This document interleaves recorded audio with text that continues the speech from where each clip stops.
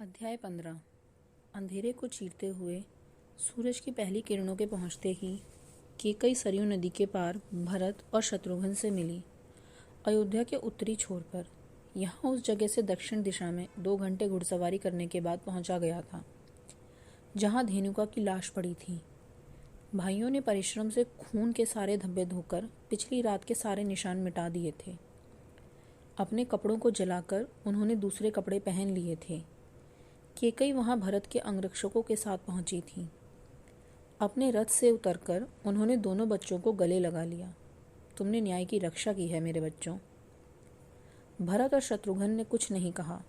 उनके चेहरे पर उनके अंदर चल रहे तूफान की छाया तक नहीं पड़ रही थी। गुस्सा अभी उन्हें खाए जा रहा था। कभी कभी न्याय के लिए रोष की जरूरत पड़ती है, लेकिन यह अजीब बात है कि क्रोध एक अग्नि की तरह होता है। जितना तुम इसे हवा दोगे यह उतना ही बढ़ेगा। क्रोध को संभालने के लिए काफ़ी बुद्धिमत्ता और अनुभव की ज़रूरत होती है। राजकुमार उस पर नियंत्रण रखने के लिहाज से काफ़ी युवा थे। और अब तुम्हें चले जाना चाहिए, केकई ने कहा। भरत ने कपड़े का वह टुकड़ा पकड़ा हुआ था जिसमें रोशनी का शव लिपटा था। मैं निजी रूप से इसे मंथरा को लौटा दूंगी, केकई ने कहते हुए वह टुकड़ा भरत से ले लिया। भरत ने झुककर माँ के पैर छुए। चलते हैं माँ, शत्रुघ्न ने बिना कुछ कहे इसे दोहराया। कोओ की काँव काँव सुनकर वहां से गुजरते गांव के लोगों की नज़र धेनुका के शरीर पर पड़ी। कोए उसके शरीर को नोचने के लिए आपस में झगड़ रहे थे। ग्रामीणों ने उस रस्सी को काटकर, जिसने अभी भी उसकी लाश को थामा हुआ था, लाश को जमीन पर लेटाया। उसके शरीर पर हथौड़े व कील से अनेकों छेद किए गए थे। छेदों के गिर्द जमे रक्त से इंगित कर रहे थे कि उसके जिंदा रहते हुए ही यह काम किया गया होगा। छेदों के पास जली हुई त्वचा अंदर कुछ तेजाब जैसी चीज जाने की गवाही दे रही थी। मौत तलवार के उस प्रहार से अवश्यम भावी हुई होगी जिसने उसके पेट को चीरते हुए पेड़ की तने में प्रवेश किया था। वह खून बहने पर धीरे धीरे मौत के आगोश में समाया होगा और शायद कोओं के उस पर टूट पड़ने तक उसकी कोई सांस बाकी रही होगी। एक ग्रामीण ने धेनुका को पहचान लिया। हम इसे ऐसे ही क्यों नहीं छोड़ देते, उसने कहा। नहीं, हम इंतज़ार करेंगे, समूह के अधिनायक ने कहा। उसने अपने आंसू पोंछते हुए एक आदमी को अयोध्या यह समाचार पहुंचाने के लिए भेजा। वह भी रोशनी की दयाशीलता से परिचित था। जब उसे पता चला था कि कानून के दाव पेचों की वजह से धेनुका को फांसी नहीं होने वाली थी, तो वह गुस्से से तिलमिला उठा था। वह चाहता था कि वह खुद अपने हाथों से उस राक्षस को मार दे। उसने सरयू की तरफ मुड़कर उनके न्याय के लिए धन्यवाद अदा किया। फिर उसकी लाश को देखकर घृणा से थूक दिया। मंथरा उत्तरी दरवाजे से घोड़ा गाड़ी पर सवार हो अपने सहायक दुर्हयु और कुछ अंगरक्षकों के साथ निकली। लगातार चलते हुए वे महान नहर को पार कर आधे घंटे में नदी किनारे शमशान भूमि पर पहुंच गए। घाट के अंत में प्रभु यम का एक पौराणिक मंदिर था। दिलचस्प बात है कि प्रभु यम को जहां मृत्यु का देवता माना जाता था, वहीं वह धर्म के भगवान भी माने गए। प्राचीन मान्यता के अनुसार धर्म और मृत्यु आपस में जुड़े थे। एक मायने में नश्वर शरीर की समाप्ति पर आपकी जिंदगी का लेखा जोखा देखा जाता। अगर जीवन में कोई असंतुलन रहा हो तो आत्मा को दोबारा नया शरीर धारण करके धरती पर आना पड़ता। अगर आपके कर्म और धर्म में तालमेल बनी तो आत्मा मोक्ष को प्राप्त कर जाती। जन्म मरण के चक्र से छूटकर ब्रह्मांड परमात्मा एकम में समा जाती। प्रभु यम के मंदिर में 7 पंडित विधि कर रहे थे। मंथरा कलश को थामे हुए बुत बनी बैठी थी। उस कलश में प्रकृति के सबसे सुंदर प्राणी की अस्थियां थीं। दूसरे कलश में कपड़े का वही टुकड़ा था जो केकई ने सुबह उसे दिया था। नदी के किनारे बैठा दुर्हयु हाल ही में घटनाओं के बारे में सोच रहा था। उसकी मालकिन हमेशा के लिए बदल गई थी। उसने कभी उसे वह काम करते नहीं देखा था जो पिछले दिनों उसने किए थे। ऐसे काम जो प्रत्यक्ष रूप से उसके व्यवसाय और खुद उसके अस्तित्व के लिए घातक थे। उसने अपने जीवन भर के काम को प्रतिशोध की वेदी पर स्वाहा कर दिया था। दुर्हयु सोच रहा था कि जितना धन उसने एक मृत पर बहाया था, उतने में तो स्वयं प्रभु भी उसे मिल जाते। मंथरा ने जो धन खुशी खुशी बहा दिया था, उसके बड़े भाग पर सिर्फ उसी का हक अधिकार नहीं था। उसे अपनी चिंता सता रही थी।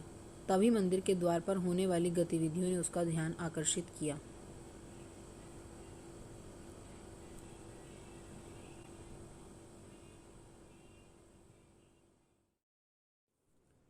जब मंथरा घाट की ओर आ रही थी तो उसका लंगड़ाना और बढ़ा हुआ प्रतीत हो रहा था और पीठ का कुबड़ कुछ ज़्यादा उभरा हुआ। अंगरक्षक शांति से उसके पीछे चल रहे थे और उनके आगे मंत्रोच्चार करते हुए पंडित थे। वह धीरे से घाट से नीचे उतरी, कदम दर कदम बढ़ाते हुए। उसने आखिरी कदम बढ़ाया।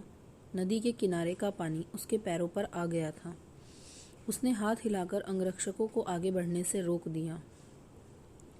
पंडित भी कुछ कदम ऊपर ही रुक गए और कर्मठता से मंत्रोच्चार करते रहे, जिससे आत्मा को इस जहां से आगे जाने में सहायता मिल सके, वह पौराणिक नदी वैतरणी को पार कर सके। ईशवस्य उपनिषद से श्लोक बोलते हुए उन्होंने प्रार्थना खत्म की।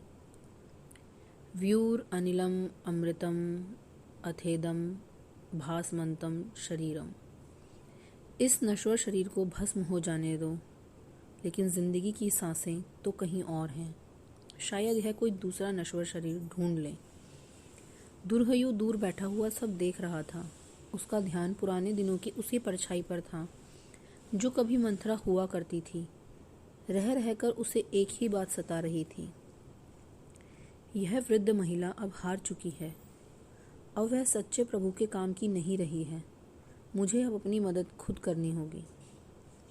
मंथरा ने कलश को अपने अंक में भर लिया। गहरी सांस लेते हुए उसने यह अंतिम काम करने की ताकत बटोरी। उसने कलश का ढक्कन खोलकर अपनी बेटी की अस्थियों को नदी में बह जाने दिया। खून से सने सफ़ेद कपड़े को अपने चेहरे के नज़दीक लाकर वह बुदबुदाई, इस बदसूरत दुनिया में दोबारा मत आना मेरी बच्ची। यह तुम्हारे जैसे अच्छे लोगों के लिए नहीं बनी है। मंथरा अपनी बेटी के अवशेषों को खुद से दूर जाता देख रही थी। उसने आसमान की ओर देखा। गुस्से से उसका सीना धधक रहा था। राम। मंथरा ने अपनी आंखें कसकर बंद कर ली। उसकी सांसें उसके क्रोध को भड़का रही थी। तुमने उस राक्षस की रक्षा की, तुमने धेनुका को बचाया। मैं इसे याद रखूंगी। इसका जिम्मेदार कौन है? राम ने गरजते हुए पूछा। उनका बदन तनाव से अकड़ा था। वह नगर सुरक्षा अधिकारियों से घिरे हुए थे। धेनुका की मौत की खबर सुनते ही राम अपराध स्थल पर चले आए थे। अधिकारी खामोश थे। वह राम के गुस्साए रूप को देखकर सकते में थे। राम तो धैर्य की प्रतिमा माने जाते थे। यह कानून का अपमान है, उसकी अवमानना है। राम ने कहा। यह किसने किया? मैं नहीं जानता मालिक, एक अधिकारी ने घबराते हुए कहा। राम उस डरे हुए अधिकारी की ओर बढ़कर थोड़ा सा झुके। तुम चाहते हो मैं तुम्हारी बात पर यकीन कर लूं? अपने पीछे से उन्हें एक तेज आवाज सुनाई दी। दादा। राम ने घबराते हुए लक्ष्मण को अपनी ही ओर आता देखा। दादा, लक्ष्मण ने नजदीक आते हुए कहा। आपको अभी मेरे साथ चलना होगा। अभी नहीं।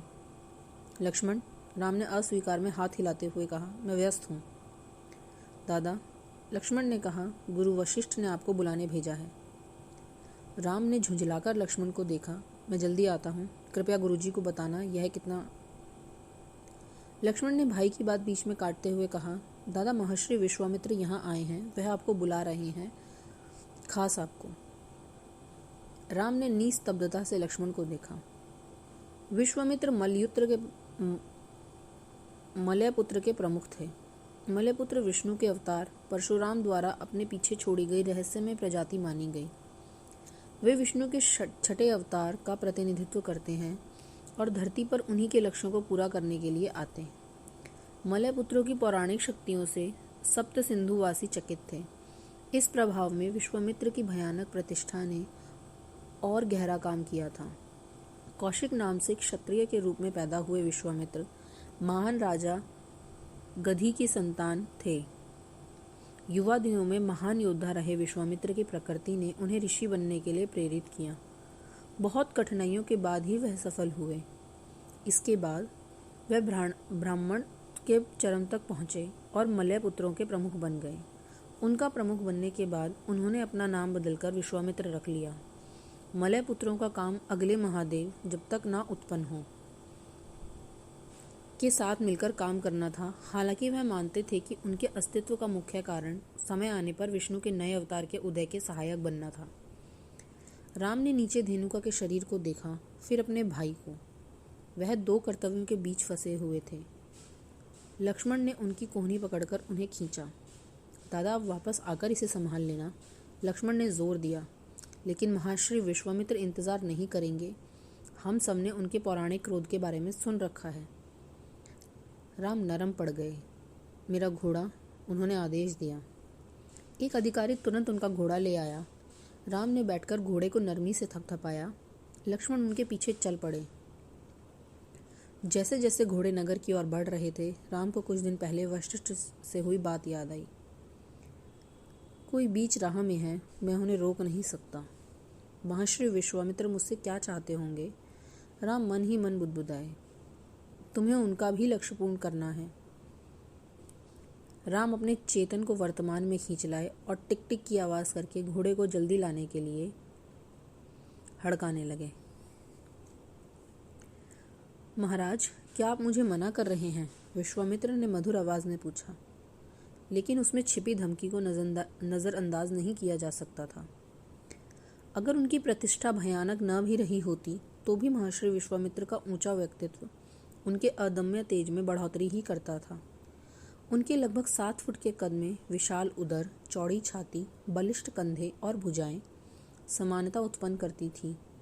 लहराती सफेद दाढ़ी, बाल रहित सिर पर बंधी शिखा, निर्मल नेत्र, कंधे पर पड़ा पवित्र जनेऊ उनके शरीर पर लगे युद्ध के अनेक निशानों से विरोधाभास उत्पन्न करता था।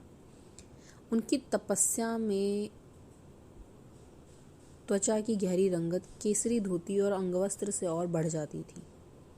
सम्राट दशरथ और उनकी तीनों रानियां राजा के निजी कार्यालय में महर्षि का स्वागत कर रही थीं। महर्षि सीधे मुद्दे की बात पर आ गए थे। उनके एक आश्रम पर हमला हो रहा था और उसकी सुरक्षा के लिए उन्हें राम की जरूरत थी। बस इतना ही। हमला किसका था और युवा राजकुमार किस तरह भारत की सर्वश्रेष्ठ योद्धा प्रजाति मलय पुत्रों की रक्षा कर पाएंगे, इस विषय में कोई स्पष्टीकरण नहीं दिया गया था। मलय पुत्रों के प्रमुख से न तो कोई सवाल पूछा जा सकता था, न इनकार कर सकता था। दशरथ ने परेशानी से थूक निगला। सत्ता के चरम में भी वह विश्वामित्र का सामना करने से कतराते थे और अब तो वह वास्तव में डर रहे थे, साथ ही दुनिया में भी थे। पिछले कुछ महीनों में वह राम को काफी चाहने लगे थे और उनसे जुदा नहीं होना चाहते थे। गुरुदेव, मैं यह नहीं कह रहा कि मैं राम को आपके साथ नहीं भेजना चाहता। बस मैं सोच रहा था कि सेनापति मृगस्य इस काम को बखूबी कर लेंगे। मैं अपनी सारी सेना उनके साथ भेज दूंगा और मुझे राम चाहिए। विश्वामित्र ने कहा। उनकी नजरें दशरथ, सप्त सिंधु के घबराए हुए सम्राट को भेद रही थी। और लक्ष्मण भी साथ में आएंगे। कौशल्या नहीं समझ पा रही थी कि विश्वामित्र के प्रस्ताव को कैसे संभालें। हालांकि एक और उन्हें प्रसन्न होना चाहिए था कि राम को ऐसे महान मुनि का सानिध्य प्राप्त होने जा रहा था। दूसरी तरफ उन्हें यह भी चिंता सता रही थी कि विश्वामित्र राम के युद्ध कौशल का उपयोग करके उसे त्याग देंगे। हालांकि कैकेयी को यह अवसर बड़ा सुनहरा प्रतीत हो रहा था। वह राम की अनुपस्थिति में भरत के युवराज होने की कामना कर रही थी। कौशल्या के पास ऐसी स्थिति में एक ही जवाब होता था, वह खामोशी से आंसू ही बहा सकती थी। कैकेयी के मन में कोई द्वंद्व नहीं था। वह मंथरा की बात पर सहमति से पछता रही थी। वह चाह रही थी कि इस समय उनके बेटे को यहाँ होना चाहिए था। महर्षि जी, कैकेयी ने कहा, भरत को आपके साथ भेजने में मुझे बहुत गर्व होता। लेकिन भरत अयोध्या में नहीं है, विश्वामित्र ने कहा। मतलब उनसे कुछ नहीं छिपा था। आप सही कह रहे हैं महर्षि जी, कैकेयी ने कहा। मैं यही कहने की कोशिश कर रही थी। हम कुछ सप्ताह इंतजार कर लेते हैं। मैं तुरंत भरत को संदेश भिजवा देती हूँ। विश्वामित्र ने कैकेयी की आंखों में घूरा। परेशान कैकेयी ने नजरें नीचे कर ली। ऐसा लग रहा था कि कैकेयी का रहस्य उनके सामने खुल चुका था। वह एक असहज सा सन्नाटा छा गया। फिर विश्वामित्र की आवाज़ कमरे में गूंजी, महाराज, मुझे राम चाहिए और लक्ष्मण भी। मुझे और कोई नहीं चाहिए। अब आप उन्हें मेरे साथ भेज रहे हैं या नहीं?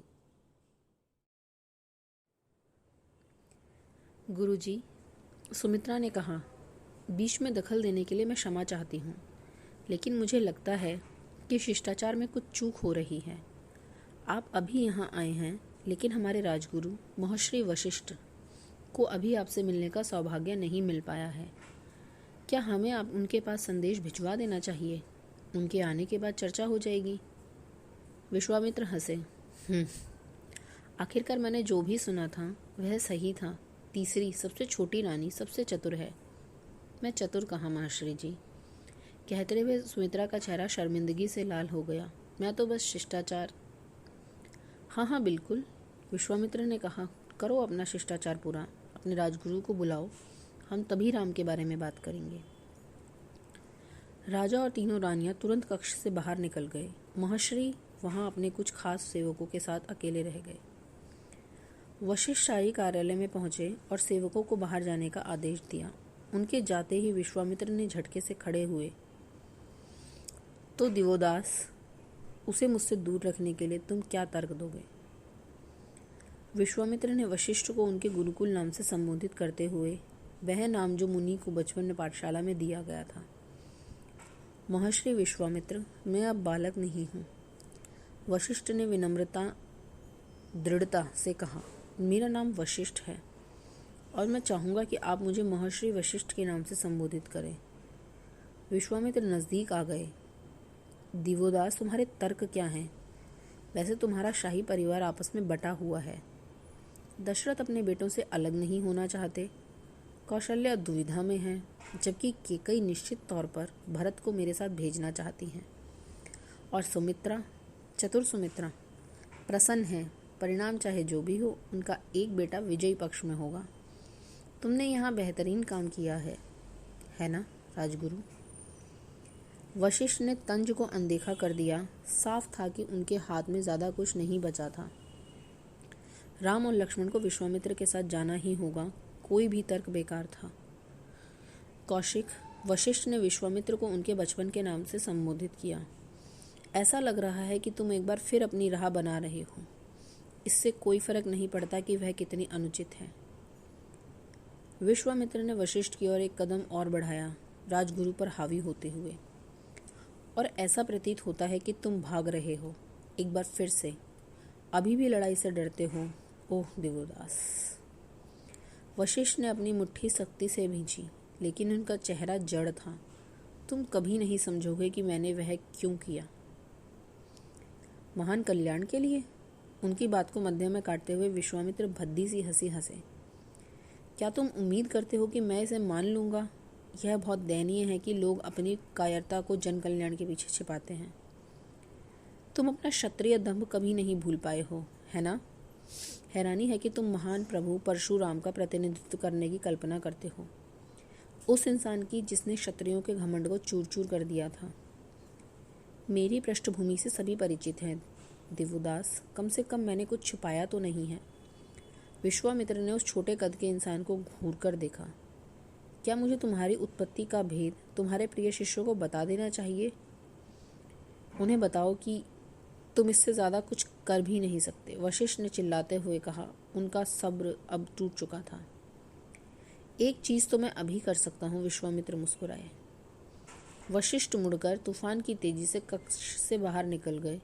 अब तक वह सोचते आए थे कि दंभी विश्वामित्र में उनके पुराने दिनों की मित्रता का कुछ तो लिहाज बचा होगा। अध्याय 16। एक सप्ताह बाद राम और लक्ष्मण मलयपुत्र प्रमुख के जहाज पर खड़े थे। वे सरयू नदी को पार कर रहे थे। वे विश्वामित्र के अनेकों आश्रम में से एक गंगा नदी वाले आश्रम की ओर जा रहे थे। दादा, यह विशाल जहाज महर्षि विश्वामित्र का है, और वो भी 2 जो हमारे पीछे आ रहे हैं, लक्ष्मण ने फुसफुसाते हुए कहा। उन पर कम से कम 300 प्रशिक्षित योद्धा सवार हैं। मैंने उनकी छिपी हुई राजधानियों के बारे में कई कहानियां सुनी हैं। चाहे वे जहाँ भी हों, प्रभु परशुराम के नाम पर आखिर वह हमसे क्या चाहते हैं? मैं नहीं जानता, राम ने पानी के घनत्व को देखते हुए कहा। जहाज पर सवार दूसरे लोग उनसे सुरक्षित दूरी पर थे, इसका कोई मतलब भी नहीं है, लेकिन पिताजी ने हमें आदेश दिया था कि हम महर्षि विश्वामित्र को अपने गुरु के सम्मान ही सम्मान। दादा, मुझे नहीं लगता कि पिताजी के पास कोई विकल्प था, और ना ही हमारे पास है। कुछ दिन बाद विश्वामित्र ने जहाज़ों के लंगर डालने का आदेश दिया। नावों को तुरंत नीचे उतारा गया और 50 लोग किनारे की ओर बढ़े, जिनमें राम और लक्ष्मण भी शामिल थे। नावों के किनारे पर पहुंचने पर मलयपुत्रों ने तंग तट पर कूदकर जल्दी से पूजा की तैयारी शुरू की। हम यहाँ क्या करने वाले हैं गुरुजी? राम ने अपने हाथ जोड़कर विनम्रता से पूछा। तुम्हारे राजगुरु ने इस जगह के बारे में तुम्हें कुछ नहीं बताया? विश्वामित्र ने भौहें चढ़ाकर पूछा। उनके चेहरे पर व्यंग्यात्मक मुस्कान थी। राम अपने गुरु वशिष्ठ की अवमानना में एक शब्द नहीं बोलते थे, लेकिन लक्ष्मण को ऐसा कोई मलाल नहीं था।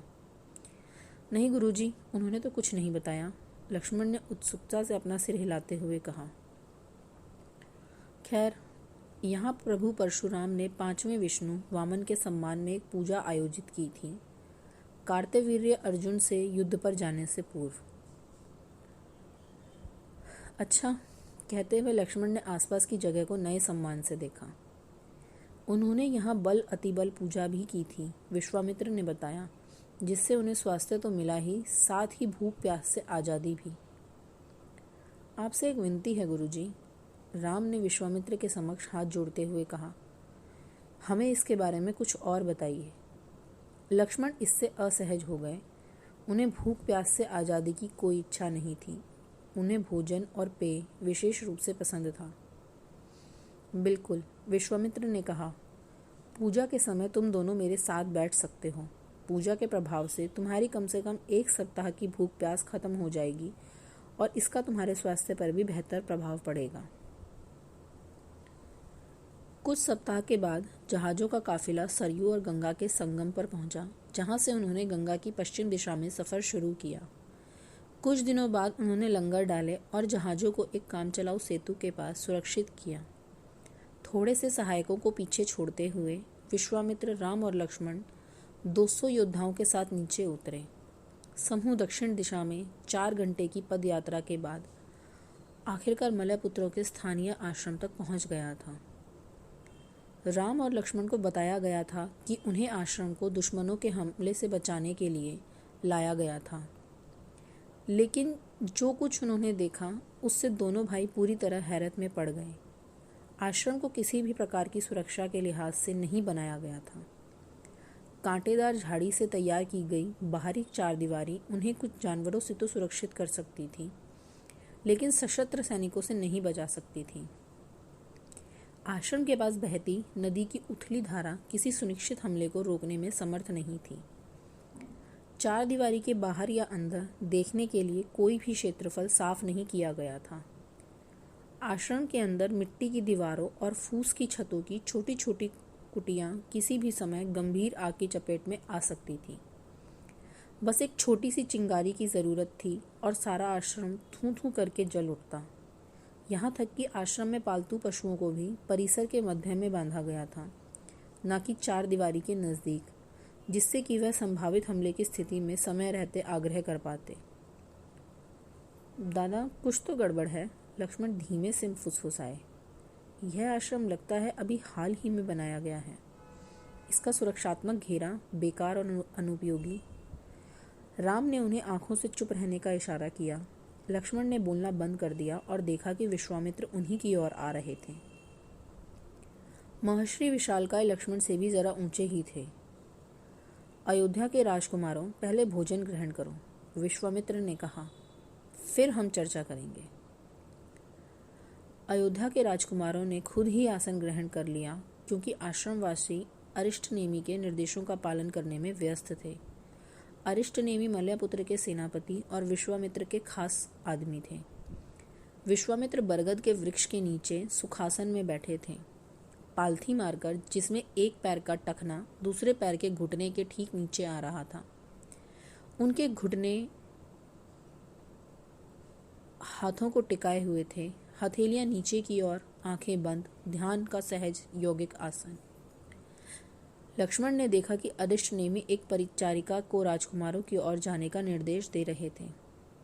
पल भर में ही केसरी धोती और अंगिया पहने एक महिला राम और लक्ष्मण के लिए केले के पत्ते लेकर हाजिर हो गई। उसने वह पत्ते राजकुमारों के सामने बिछा दिए और उन पर जल छिड़ककर शुद्ध किया। उसके पीछे पीछे 2 युवा शिष्य खाने के पात्र लेकर आ गए। महिला की अनुभवी नजरों के सामने कायदे से उनके लिए खाना परोस दिया गया। महिला ने मुस्कुराकर अपने हाथ जोड़कर आग्रह किया, अयोध्या के राजकुमार, कृपया भोजन ग्रहण करें। लक्ष्मण ने संदेह से दूरी पर बैठे विश्वामित्र का भोजन देखा। महर्षि के समक्ष भी एक केले का पत्ता बिछाया गया था, जिस पर एकमात्र जम्बू फल ही रखा था।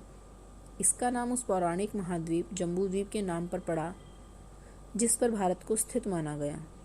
मुझे लगता है ये लोग हमें जहर देने की कोशिश कर रहे हैं दादा, लक्ष्मण ने कहा। मेहमान के तौर पर हमें यह भोजन दिया गया है, जबकि महर्षि विश्वामित्र बस एक जम्बू फल खाने वाले हैं। लक्ष्मण, वह फल खाने के लिए नहीं है, राम ने कहा और रोटी तोड़कर उसमें सब्जी लगाने लगे। दादा, लक्ष्मण ने राम का हाथ रोकते हुए कहा। राम मुस्कुराए। अगर वह हमें मारना चाहते तो जहाज पर उनके पास ज़्यादा बेहतर अवसर था। इस खाने में जहर नहीं है, खाओ। दादा, आप सब पर भरोसा, खाना खाओ लक्ष्मण। यही वह जगह है जहां उन्होंने हमला किया था, विश्वामित्र ने थोड़ी जली हुई चारदीवारी की ओर इशारा करते हुए कहा। यहाँ गुरुजी? राम ने पूछा। अपना ध्यान विश्वामित्र पर लगाने से पहले एक बार उन्होंने चकित नजरों से लक्ष्मण को देखा। हाँ यहीं, विश्वामित्र ने कहा। अरिष्ट नेमी विश्वामित्र के पीछे खामोश खड़े थे। राम का अविश्वास पक्का हो गया था। यह कोई हमला प्रतीत नहीं हो रहा था। बाढ़ की 2 मीटर लंबी पट्टी बीच बीच में से जली हुई थी। किसी बदमाश ने इस पर तेल डालकर इसे जला दिया था। उनके पास तेल भी पर्याप्त मात्रा में नहीं होगा। व्यवहारिक रूप से पूरी दीवार अभी भी अछूती थी। बदमाश जरूर रात के समय आए होंगे और रात में पड़ी ओस ने उनके अपरिपक्व प्रयास को और भी बेहुदा कर दिया। ये स्पष्ट रूप से किसी हमलावर का काम नहीं था। राम बाढ़ की छोटी सी दरार से चारदीवारी की ओर बढ़े और वहां आधा जला हुआ कपड़े का टुकड़ा उठाया। लक्ष्मण भी तुरंत अपने भाई के पीछे आए और राम के हाथ से कपड़ा लेकर उसे सूंघने लगे, लेकिन उसमें से कुछ भी ज्वलनशील तत्व नहीं मिला। यह तो अंगवस्त्र का टुकड़ा है। यकीनन उनमें से कोई अपने ही कपड़ों में आग लगा बैठा होगा, मूर्ख। लक्ष्मण की आंखें वहां गिरे चाकू पर पड़ी। उन्होंने उसे राम को देने से पहले ठीक तरह से जांचा। यह पुराना और जंग लगा हुआ था, यद्यपि धारदार था। यह किसी प्रशिक्षित सिपाही का तो नहीं हो सकता था। राम ने विश्वामित्र को देखा। आपका क्या आदेश है गुरुजी? मैं चाहता हूं कि तुम उन हमलावरों को ढूंढ लाओ जिन्होंने आश्रम की गतिविधियों में रुकावट डाली। विश्वामित्र ने कहा, उनका खात्मा कर दो। लक्ष्मण खींच को और नहीं दबा पाए, लेकिन ये लोग तो। राम ने उन्हें चुप रहने का इशारा किया। गुरुजी, मैं आपके आदेशों का पालन करूंगा क्योंकि मेरे पिता ने मुझे ऐसा करने को कहा है, लेकिन आपको भी हमारे साथ ईमानदारी बरतनी होगी। आप हमें यहाँ क्यों लाए हैं जबकि आपके पास इतने सारे सैनिक हैं? क्योंकि तुम्हारे पास कुछ ऐसा है जो मेरे सैनिकों के पास नहीं है, विश्वामित्र ने जवाब दिया। वह क्या है? अयोध्या का खून। उससे क्या फर्क पड़ता है? हमलावर पुरानी संहिता के असुर हैं। वे असुर हैं? लक्ष्मण ने चौंकते हुए पूछा। लेकिन अब तो भारत में कोई असुर नहीं रहे। उन राक्षसों को तो प्रभु इंद्र ने काफी समय पहले ही समाप्त कर दिया था। विश्वामित्र ने लक्ष्मण को रोष से देखा। मैं तुम्हारे बड़े भाई से बात कर रहा हूँ। राम की तरफ वापस मुड़ते हुए वह बोले, पुरानी संहिता के असुर अयोध्या वासियों पर सपने में भी हमला नहीं कर सकते। क्यों गुरुजी? क्या तुमने शुक्राचार्य का नाम सुना है? हाँ, वह असुरों के गुरु थे। असुर उनकी पूजा किया करते थे या करते हैं। और क्या तुम जानते हो कि शुक्राचार्य कहाँ से थे? मिस्र। विश्वामित्र मुस्कुराए। हाँ, यह तकनीकी रूप से सही है, लेकिन भारत का दिल बहुत बड़ा है। अगर कोई विदेशी यहाँ आकर इस भूमि को अपनी मातृभूमि मान लेता है तो वह विदेशी नहीं रहता, वह भारतीय ही बन जाता है। शुक्राचार्य का पालन पोषण यही हुआ था। क्या तुम अंदाजा लगा सकते हो कि भारत का कौन सा नगर उनका गृह नगर बना? राम की आंखें आश्चर्य से फैल गई। अयोध्या? हाँ, अयोध्या। पुरानी संहिता के असुर अयोध्या वासियों पर हमला नहीं करेंगे, क्योंकि वह उनके लिए पवित्र भूमि है। अगले दिन दूसरे पहर के पहले घंटे में राम, लक्ष्मण और अरिष्टनेमी आश्रम से बाहर निकले। 50 सैनिकों के साथ वह दक्षिण दिशा की ओर बढ़ रहे थे। असुरों का स्थानीय निवास वहां से 1 दिन के सफर की दूरी पर था। अरिष्टनेमी जी का कद लक्ष्मण जितना ही था, लेकिन युवा राजकुमार से भिन्न वह दुबले पतले थे। उन्होंने केसरी धोती पहनी हुई थी और कंधे पर अंगवस्त्र पड़ा था, जिसका एक सिरा उनके दाहिने हाथ में लिपटा हुआ था। उन्होंने जनेऊ पहना था। मुड़े हुए सिर पर एक शिखा उनके ब्राह्मणत्व को दर्शाती थी। यद्यपि दूसरे ब्राह्मण से भिन्न अरिष्टनेमी के गेहुए शरीर पर युद्ध के निशान देखे जा सकते थे। ऐसा कहा जाता था कि उनकी उम्र 70 वर्ष से अधिक थी, लेकिन देखने में वह 20 साल से एक भी दिन ऊपर नहीं लगते थे। शायद महर्षि विश्वामित्र ने उन्हें देवों के रहस्यमयी पेय सोमरस का राज बता दिया होगा। यह वृद्धावस्था को रोकने वाला ऐसा पेय था जो आपको 200 सालों तक तंदुरुस्त बनाए रखता था। असुरों के समूह का नेतृत्व ताड़का नामक महिला करती है। वह उनके मृत मुखिया सुमाली की पत्नी है। अरिष्टनेमी ने बताया, ताड़का राक्षस वंश से है। राम ने त्योरी चढ़ाई। मैं सोचता था कि राक्षस देवों से ही जुड़े हैं और उन्हीं के विस्तृत वंशज हम हैं। राजकुमार राम, राक्षस योद्धा हैं। क्या आप जानते हैं कि राक्षस शब्द का मतलब है? इसे प्राचीन संस्कृत शब्द रक्षा से लिया गया है। ऐसा कहा जाता है कि राक्षस शब्द उनके पीड़ितों से आया है जो उनसे रक्षा की गुहार लगाते थे। प्राचीन समय में उन्हें किराए का टट्टू कहा जाता था। उनमें से कुछ देवों के साथ हो गए, जबकि कुछ ने असुरों का दामन पकड़ लिया। रावण भी खुद आधा राक्षस है। ओह, राम ने भौएं उठाते हुए कहा। अरिष्टनेमी ने आगे बताना जारी रखा। ताड़का 15 लोगों के समूह को संचालित करती है, जिसमें उसका बेटा सुबाहु भी है। बच्चों, महिलाओं और वृद्धों को मिलाकर वे लोग संख्या में 50 से ज्यादा नहीं हैं। राम ने फिर से त्योरी चढ़ाई। बस 15 सिपाही? अगली सुबह समूह ने उस अस्थायी शिविर को छोड़ दिया जो उन्होंने पिछली रात रुकने के लिए बनाया था। असुरों का शिविर यहाँ से घंटे भर की दूरी पर था। अरिष्टनेमी ने कहा, मैंने अपने सिपाहियों को संभावित जाल या जासूसी पर नजर रखने के लिए कह दिया है। जैसे वह आगे बढ़े, राम ने अपना घोड़ा अरिष्टनेमी की ओर बढ़ा दिया। वह उस खामोश सिपाही से और बातें जानना चाहते थे। अरिष्टनेमी जी, राम ने कहा, महर्षि विश्वामित्र ने कहा कि असुर पुरानी संहिता के हैं। यह महज 50 लोगों के समूह के साथ कैसे संभव हो सकता है? 50 लोग किसी प्राचीन संहिता को जीवित नहीं रख सकते। दूसरे लोग कहाँ हैं? अरिष्टनेमी मुस्कुराए, लेकिन उन्होंने जवाब नहीं दिया। यह युवक बहुत होशियार है। मुझे गुरुजी को उनके शब्दों के प्रति सतर्क रहने के लिए कहना होगा।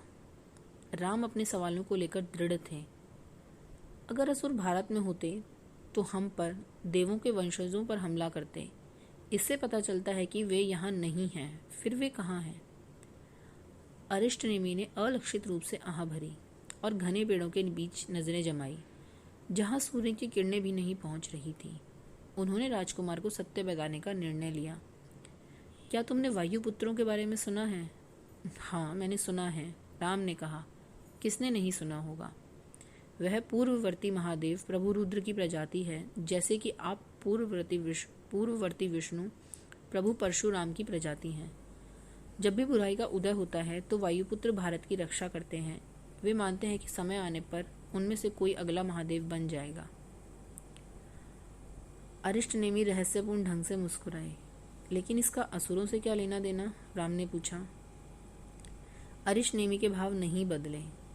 प्रभु रुद्र के नाम पर कहीं वायुपुत्र भारत के शत्रु असुरों को शरण तो नहीं दे रहे?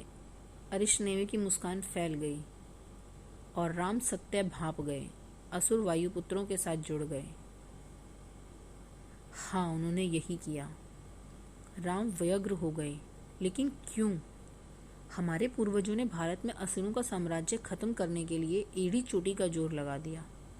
उन्हें देवों और वंशजों से नफरत करनी चाहिए और यहाँ वे उनके दल में शामिल हो गए जिसका मकसद भारत को बुराई से बचाना है। उन्होंने उन प्राण घातक शत्रुओं के वंशजों को क्यों संरक्षण दिया?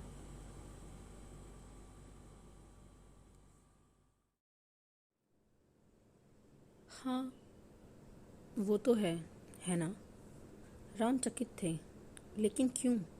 क्योंकि प्रभु रुद्र ने ही उन्हें ऐसा करने का आदेश दिया था। इसका अब कोई मतलब नहीं रह गया था। राम को अविश्वसनीय धक्का पहुंचा था। इससे भी ज़्यादा महत्वपूर्ण उनके मन में कई सवाल उठ रहे थे। उन्होंने हतप्रभ होकर आसमान की ओर देखा। बेशक पौरुष सभ्यता के लोग बहुत अजीब हैं, लेकिन विस्मयकारी भी। वह बस कुछ ही देर में उन लोगों से मिलने वाले थे। लेकिन उन्हें खत्म क्यों किया जाना चाहिए? उन्होंने कौन सा कानून तोड़ा है? यकीनन अरिष्टनेमी जी सब जानते होंगे, लेकिन वह मुझे नहीं बताएंगे। वह महर्षि विश्वामित्र के वफादार हैं। मुझे असुरों के बारे में और ज़्यादा जानकारी हासिल करनी होगी, बजाय कि अंधभक्ति में उन पर हमला करने के। अचानक ही राम चौंके, क्योंकि उन्हें एहसास हुआ कि अरिष्टनेमी बारीकी से उन्हें देख रहे थे, मानो उनका मन पढ़ने की कोशिश कर रहे थे। घुड़सवार समूह अभी आधा घंटा ही चला होगा जब राम ने उन्हें रुकने का इशारा किया। सभी ने तुरंत लगाम खींच ली। लक्ष्मण और अरिष्टनेमी धीरे से अपने घोड़ों को हाँकते हुए उनके पास आ गए। ऊपर देखो, राम फुसफुसाए, उस पेड़ के ऊपर। लगभग 50 मीटर आगे दुश्मनों का एक सिपाही अंजीर के पेड़ पर मचान बनाकर बैठा था, जमीन से लगभग 20 मीटर ऊपर। कुछ शाखाएं उसके आगे खींची गई थी, छिपने की नाकाम कोशिश करते हुए। यह मूर्ख तो ठीक से छिप भी नहीं पा रहा है, लक्ष्मण घृणा से फुसफुसाए। असुर सिपाही ने लाल रंग की धोती पहन रखी थी। अगर उनकी योजना गुप्तचर के जैसे छिपने की थी, तो लाल रंग की उपस्थिति में ऐसा कर पाना बेहुदा था। कुछ ऐसा ही जैसे कौओं की झुंड में कोई तोता छिपने की कोशिश करे। लाल उनका पवित्र रंग है, अरिष्टनेमी ने कहा। युद्ध पर जाने के समय वे इसे ही पहनते हैं। लक्ष्मण को संदेह हो रहा था, लेकिन उसे गुप्तचर का काम करना था, ना कि योद्धा का। ना समझ। राम ने अपने कंधे पर रखा धनुष उठाया और उसकी कमान खींचकर जांच की। आगे की तरफ झुकते हुए उन्होंने घोड़े की गर्दन सहलाई। जैसे ही उन्होंने एक नर्म सी आवाज़ निकाली, वह बिल्कुल जड़ हो गया। राम ने तरकस से एक तीर निकाला और उसे धनुष पर चढ़ाकर निशाना साधा। उन्होंने अंगूठा थोड़ा उठाते हुए तीर को छोड़ा। भाले की सी तेजी से जाता हुआ तीर सीधा अपने लक्ष्य पर पहुंचा, उस मोटी रस्सी पर जिसने मचान को बांधा हुआ था। इससे तुरंत ही असुर लड़खड़ाकर नीचे गिरने लगा, शाखाओं से उलझता हुआ। इससे वह जमीन पर तो गिरा, लेकिन उसे कोई गंभीर चोट नहीं पहुंची। अरिष्टनेमी राम की शानदार धनुर्विद्या से प्रभावित हो रहे थे। यह युवक प्रतिभाशाली है। खुद को हमारे हवाले कर दो और तुम्हें कोई हानि नहीं पहुंचेगी, राम ने भरोसा दिलाया। हमें तुमसे बस कुछ सवालों के जवाब चाहिए। असुर तुरंत अपने पैरों पर उठ खड़ा हुआ। वह अभी लड़कपन में ही था, हद से हद 15 साल का। उसका चेहरा रोष और घृणा से तन रहा था। जोर से थूकते हुए उसने अपनी तलवार खींचने की कोशिश की। चूंकि वह दूसरे हाथ से म्यान को मजबूती से नहीं पकड़ पाया था, तो वह बस तलवार को बीच में फंसा पाने में ही कामयाब हो पाया। वह जोर लगाकर चिल्लाया और आखिरकार तलवार बाहर आ गई। अरिष्टनेमी ने अपने घोड़े से छलांग लगाई और उसकी तलवार लेने आगे बढ़े।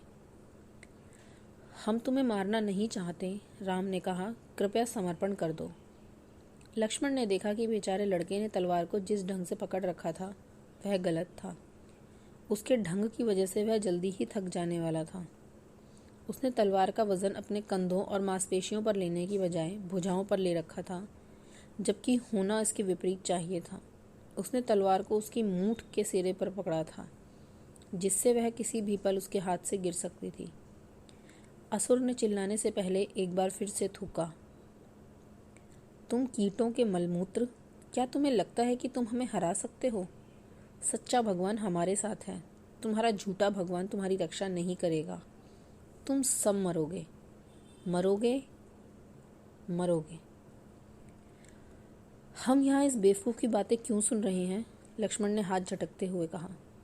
राम ने लक्ष्मण को अनदेखा कर एक बार फिर से उस युवा योद्धा को विनम्रता से कहा, मैं तुमसे विनती करता हूँ, अपना हथियार फेंक दो। हम तुम्हें मारना नहीं चाहते, हमारी बात समझो। अरिष्टनेमी धीरे धीरे आगे बढ़ने लगे। उनका मकसद असुर को डराना था, हालांकि इसका प्रभाव विपरीत ही पड़ा। असुर जोर से चिल्लाया, सत्यम एकम। उसने अरिष्टनेमी पर हमला बोल दिया। सब कुछ इतनी जल्दी हुआ कि राम को मध्यस्थता करने का मौका ही नहीं मिला। असुर ने अरिष्टनेमी पर नीचे से हमला करने की कोशिश की। अगर यह वार सही तरह से पड़े तो यह घातक प्रहार हो सकता था, लेकिन वह अपने विपक्षी से अपेक्षित नजदीकी पर नहीं था। लंबे अरिष्टनेमी आसानी से पीछे होकर इस वार को बचा गए। रुक जाओ, अरिष्टनेमी ने चेतावनी दी। हालांकि युवा सिपाही जोर से चिल्लाते हुए अपनी तलवार वाली भुजा घुमाते हुए अपने बाईं ओर कूदा, उल्टे हाथ का प्रहार करने के लिए। उसे अपने दोनों हाथों का इस्तेमाल करना चाहिए था, नहीं तो अरिष्टनेमी जैसे ताकतवर इंसान के सामने इसे एक बड़ी गलती ही माना जाएगा। मलयपुत्र ने इतनी तेजी से पलटी खाई कि असुर के हाथ से उसकी तलवार ही गिर गई। बिना क्षण गंवाए अरिष्टनेमी ने अपनी तलवार असुर के सीने पर रख दी, शायद उसे समर्पण की चेतावनी देने के लिए। अरिष्टनेमी ने पीछे हटते हुए अपनी तलवार का सिरा धरती की ओर कर दिया, यह दिखाने के लिए कि उसे कोई खतरा नहीं था। उन्होंने तेज आवाज में कहा, पीछे हट जाओ, मैं तुम्हें मारना नहीं चाहता, मैं मलयपुत्र हूँ। फिर दबी आवाज में कहा, जो सिर्फ असुर ही सुन सकता था, शुक्राचार्य के सुअर। गुस्साए असुर ने तुरंत अपनी कमर पेटी से एक चाकू खींच लिया और आगे बढ़ते हुए चिल्लाया, मलयपुत्र कुत्ते। अरिष्टनेमी तुरंत पीछे हट गए। उन्होंने अपनी सुरक्षा में हाथों को ऊपर किया। दाहिने हाथ में पकड़ी हुई उनकी तलवार सीधी नीचे आई। असुर सीधा अरिष्टनेमी की तलवार के नीचे ही भागा आ रहा था और तलवार की धार ने उसके पेट को सफाई से चीर दिया। ओह नहीं! अरिष्टनेमी ने पीछे हटते हुए खुद को कोसा और अपनी तलवार बाहर खींच ली। उन्होंने पीछे मुड़कर राम को खेद भरी नजरों से देखा। स्तब्ध असुर ने अपना चाकू नीचे गिरा दिया और अपने पेट को देखने लगा। खून की धारा उसके पेट से बह निकली थी। सदमा दर्द पर हावी हो गया था और वह अपने शरीर को ऐसे देख रहा था जैसे किसी दूसरे के शरीर को देख रहा हो। जब उसमें उसके बस में कुछ नहीं रहा तो वह जमीन पर गिर गया। वह दर्द से ज्यादा डर से चिल्ला रहा था। अरिष्टनेमी ने निराशा में अपने कवच को जमीन पर फेंक दिया। असुर, मैंने तुम्हें रुक जाने को कहा था। राम ने अपना सिर उठाया, प्रभु रुद्र दया करें। असुर लाचारी से तड़प रहा था, उसे बचाने का कोई तरीका नहीं सूझ रहा था। खून जितने प्रवाह से बह रहा था, उसे स्पष्ट था कि तलवार ने उसके पेट के कई नाजुक अंगों को काट दिया था। बस मरने से पहले आखिरी बार खून बह रहा था। मलयपुत्र राम की तरफ मुड़े। मैंने उसे चेतावनी दी थी, तुमने भी समझाया था, वह बस भागा चला आया। राम ने आंखें बंद करके निराशा में सिर हिलाया। इस बेचारे मूर्ख पर दया करो। अरिष्टनेमी ने असुर को अपने पैरों के पास पड़ा देखा। वह एक घुटने पर झुके। वह उसके समीप गए,